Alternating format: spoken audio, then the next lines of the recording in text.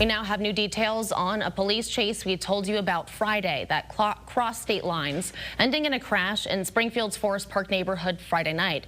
A Connecticut man is now facing charges after he allegedly led police on a chase from Enfield, hit a stopped car, and struck a pedestrian crossing the street.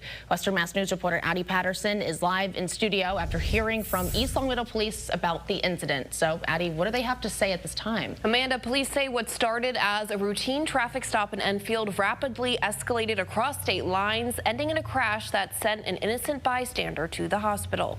This was the scene our news crews captured Friday night at the intersection of Belmont Avenue and White Street in Springfield. You can see a heavy front end damage to the suspect's car and several police cruisers and officers covering the area.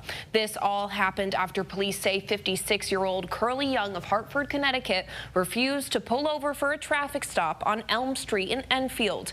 The chase wove through East Long Meadow before crossing the town line into Springfield. East Long Meadow police confirming with Western Mass News their officers first spotted Young's car near John Street and Mapleshade Avenue. They attempted to stop him, but he sped north on North Main Street. Officers pursued Young to the Springfield line, and moments later he crashed. Investigators say Young's car first slammed into a vehicle waiting at a traffic light before plowing into a pedestrian crossing the street nearby.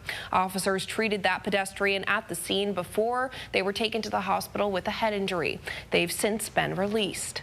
Young is now being charged by East Long Meadow Police with failure to stop, negligent operation, and several other motor vehicle violations. The investigation remains ongoing, and right now it's unclear if Young will face any additional charges from any other departments. Western Mass News has reached out to state police as well as Springfield police on the matter, but we have yet to hear back. Reporting live in studio, Addie Patterson, Western Mass.